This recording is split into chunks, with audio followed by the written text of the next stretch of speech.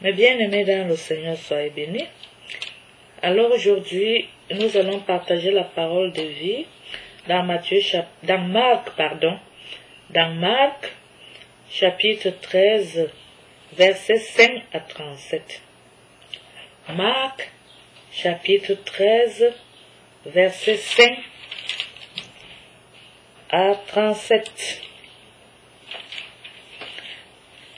Ça concerne le commencement des douleurs et la grande tribulation de Jérusalem.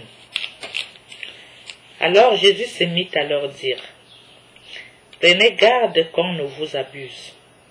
Il en viendra beaucoup sous mon nom qui diront: c'est moi, et ils abuseront bien des gens. Lorsque vous entendez parler des guerres et des rumeurs de guerre, ne vous alarmez pas. Il faut que cela arrive, mais ce ne sera pas encore la fin.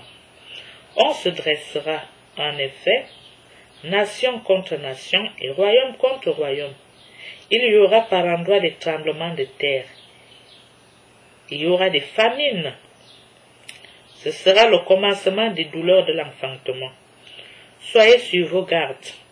On vous livrera au Sanhédrin. Vous serez battus de verges dans les synagogues et vous comparaîtrez devant des gouverneurs et des rois à cause de moi, pour rendre témoignage en face d'eux. Il faut d'abord que l'évangile soit proclamé à toutes les nations. Et quand on vous amènera pour vous livrer, ne vous préoccupez pas de ce que vous direz, mais dites qui vous sera donné sur le moment, car ce n'est pas vous qui parlerez, mais l'Esprit Saint.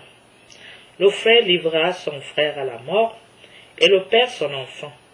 Les enfants se dresseront contre leurs parents et les feront mourir, et vous serez haïs de tous à cause de mon nom. Mais celui qui aura tenu bon jusqu'au bout, celui-là sera sauvé. Lorsque vous verrez l'abomination de la désolation installée là où elle ne doit pas être, que le lecteur comprenne. Alors, que ceux qui seront en Judée s'enfuient dans les montagnes, que celui qui sera sur la terrasse ne descende pas pour entrer dans sa maison et prendre ses affaires, et que celui qui sera au champ ne retourne pas en arrière pour prendre son manteau. Malheur à celles qui seront enceintes et à celles qui allaiteront en ces jours-là. Priez pour que cela ne tombe pas en hiver, car en ces jours-là, il y aura une tribulation telle qu'il n'y en a pas eu de pareil depuis le commencement de la création qu'a créé Dieu jusqu'à ce jour, et qu'il n'y en aura jamais plus. Et si le Seigneur n'avait abrégé ces jours, nul n'aurait eu la vie sauve. Mais à cause des élus qu'il a choisis, il a abrégé ces jours. Alors si quelqu'un vous dit: voici, le Christ est ici, voici, il est là, n'en croyez rien. Il surgira en effet des faux Christs et des faux prophètes qui opéreront des signes et des prodiges pour abuser, s'il était possible, les élus. Pour vous, soyez en garde. Je vous ai prévenu de tout. Mais en ces jours-là, après cette tribulation, le soleil s'obscurcira, la lune ne donnera plus sa lumière, les étoiles se mettront à tomber du ciel et les puissances qui sont dans les cieux seront ébranlées. Et alors on verra le Fils de l'homme venant dans des nuées, avec grande puissance et gloire.